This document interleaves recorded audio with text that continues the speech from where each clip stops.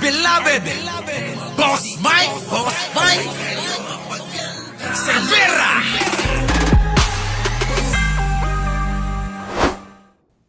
Yusek. 2 weeks before the start of the impeachment trial, naglabas po si Vice President Sara Duterte ng accomplishment report. Doon po nakadetalya yung mga nagawa ng kanyang opisina for the past year. Ano po ang komento po nung palace po doon sa mga kanyang accomplishments? Okay. Wala. Oh, okay. Ano pa naman yung meron doon sa sinabi ni Sara Duterte na mga project niya? Mga kababayan, wala naman na ipakita, wala naman na ipagmalaki. Hindi nga sinabi kung saan-saan eh. Wala ngang data, wala ngang numero, walang datos, mga kababayan. Kaya ang sagot, okay, di ba? Oh. At uulitin ko. Wait lang, hindi pa yan. Ito. Okay. Karugtong yan, karugtong. Noted. Part po noon sa kanyang accomplishment report, sinabi po niya na mas nahihirapan siya na maglingkod sa sambayan ng Pilipino dahil sa mga baseless criticisms at mga systematic attacks laban po sa kanya. Kita nyo? Siguro talagang challenging sa kanya ang mga ganitong klaseng report. Kasi ang pagre-report sa taong bayan, hindi naman nakukuha sa numero lamang. Oo nga. Tandaan natin, ang kanyang mga pagre-report, pinupuna na noon pa ng COA, ng Commission on Audit. Yan na nga, kita nyo mga kababayan ko. Ito talaga si Atty. Claire Castro, kontrapelo no? Kontrapelo kay Sara Duterte ito ano sabi ni Atty. Claire? Ang mismong COA kinukontra yung mga project mo So ano yung pinagmamalaki mo? Nakamo may project ka na para sa tao, para sa mamayang Pilipino. Di ba? Mga kababayan? Sipin nyo, ano yung pinagmamalaki ni Sara Duterte na proyekto niya? Gayong mga kababayan, ang ultimo COA ay kine-question kung totoo ba yung mga proyekto na yan dahil hindi makumple-kompleto ang mga requirements para po mapatunayan na lihitimo yung mga proyektong pinagsasabi ni Sara Duterte nyo. Maliwanag, mga kababayan, yung sinabi ko sa inyo. Ulit-ulitin nyo na lang, mga kababayan. Nakakapagod kaya pa ulit-ulit ang sinasabi. Di ba? So, ibig sabihin, tama si Nelson Tulin, contradiction doon sa kanyang pahayag at doon sa kanilang pinagmamalaki, pinagmamayabang na di umano'y mga proyekto nila na hindi naman ho natin naramdaman.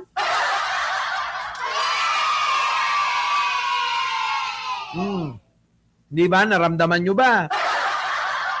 Kaya nga, ang tanong ko sa inyo, baka naman may nabigyan ng tulong kahit na 1 kilong bigas dyan. Kung ako punta kayo dyan sa Caloocan, sa Quezon City, sigurado maraming magsasabi. Di ba, mga kababayan ko? Yaan ang sinasabi natin. Sige, tuloy, Atty. Claire. Tulad nitong 3.4 million pesos patungkol sa magnegosyo taday. Nako, yan na. Okay, ito yung patungkol sa 4,400 plus entrepreneurs supported. Na ito ng COA. Yan na nga. Sinasabi na ito ay walang mga feasibility studies, walang evaluation ng DTI at ng Philippine Deposit Insurance Corporation. Ayan na, si B. Ballpoint man. Hoy! Ano ba? Ballpoint man ba yan? B-man. Perimeter, hoy. Andito kami ngayon sa Sogo. Hoy! Nagja-jack empoy kayo ni dyan. Tuloy. Written agreement prepared by the OVP with the PDIC and DTI. Mga bagay na dapat na isinasagawa. Otherwise, ikaw talaga ay mapa-flag ng COA. At meron pa po mga na-flag na mga tungkol sa distribution Correct. ng mga ayuda. Yan na nga ba sinasabi ko? Attorney Claire, kami nga question namin eh. Bakit yung sabaw kailangan pa ng acknowledgement receipt eh? Di ba mga kababayan kayo, isipin nyo maigi. Bakit sa sabaw lang na pinamigay ni Sara Duterte kailangan pa ng pirma? Di ba? Parang ano yun? Anong meron? Di ba? Oh. Di ba? Oh. Yun mga kababayan. Mamaya na kami, mamaya na namin itutuloy ang bengbangan. Naka-live ka. Kasi pwede nyo namang naka-live habang nagbebengbangan. Ano? Kayo talaga. Grabe ito. Mga banat ni Atty. Claire talaga. Malupit. Kulang-kulang ang listahan ng mga rice beneficiaries. Oo. Walang mga situational reports or mission orders na magsusupport sa pamamimigay ng mga ayuda. So, tingin natin, hindi po natatapos ang pagre-report sa numero lamang na nakikita natin ngayon, kundi dapat ito ay mabigyan ng basihan kung totoo bang ito ay naipamigay dahil marami na pong naibalita noon. May mga ghost students, Yan. ghost vouchers, Correct. ghost school materials, Correct. ghost food packs. Correct. Lahat mga kababayan ginawang ghost. Grabe no mga kababayan si Atty. Claire Catherine Galpo. Evelyn Ecolt. Tingnan niyo mga kababayan ko. Ghost student, ghost project, ghost food packs, ghost marami mga kababayan. Bet de Jesus. Madami. Oo, madami mga kababayan ko. Ewan ko mga kababayan Ngayon nagyayabang si Sara. Na marami ka akong nagawa. Marami akong proyekto Yun naman pala, maraming proyekto na kwene-question ng COA.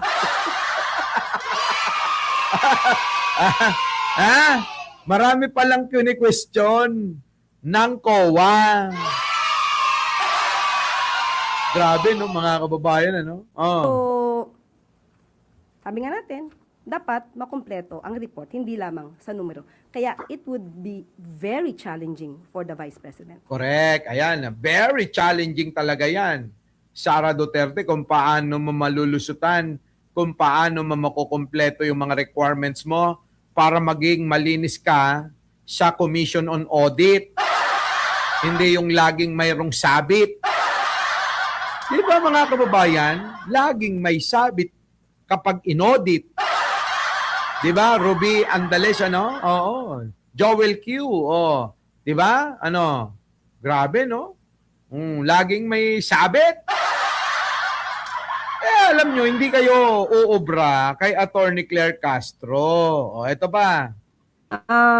Estudyante, Hindi yan. Ito, dito tayo.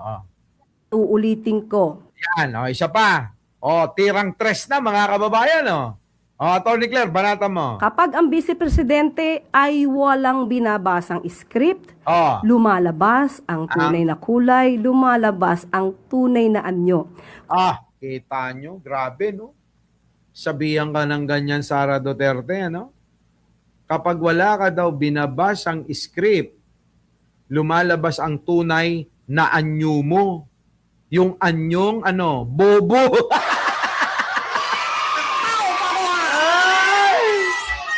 Atty. Claire, ang sakit mo magsalita. Sabi ni Atty. Claire, mga kababayan, kapag walang binabasang script, si Sara Duterte, lumalabas ang tunay na anyo. Anyong bobo. Okay. Grabe talaga ito si Atty. Claire, yan na, pakinggan nyo. Katulad po at uulitin ko, kapag ang Vice Presidente ay walang binabasang script, lumalabas ang tunay na kulay, lumalabas ang tunay na anyo. Anyong bobo. Kininayo. Naimbag nga rabii. Nako, Enrico Tungkol, no? Grabe yung mga banat. Sige, Marcelina. Oo, ha?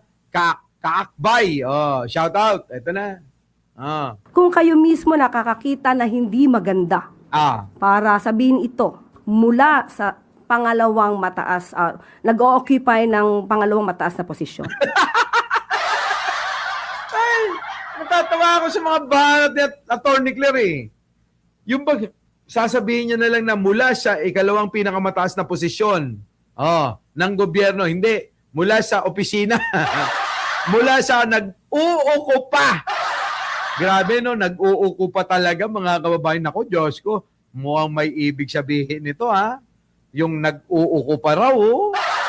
Nako, mga kababayan, yari, anyong table. Hoy, paki-comment nga. Ano bang anyo ni Sarah?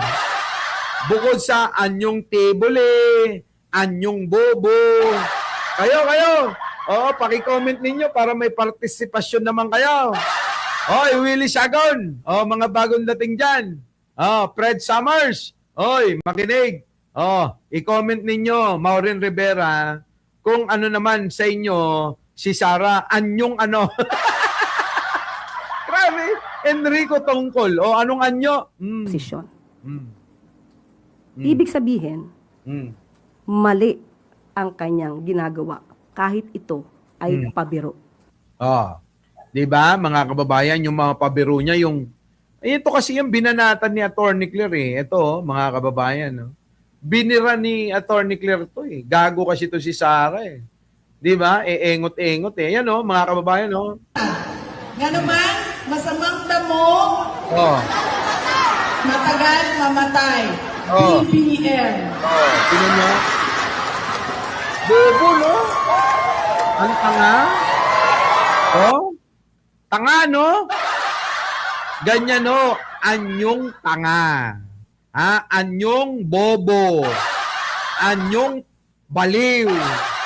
Anyong saltik. Anyong, tibok. Di ba, mga kababayan ko? Yan, alam nyo na, mga kababayan, kung saan nanggagaling ang ating UC Claire Castro. Our beloved Boss Mike Cervera.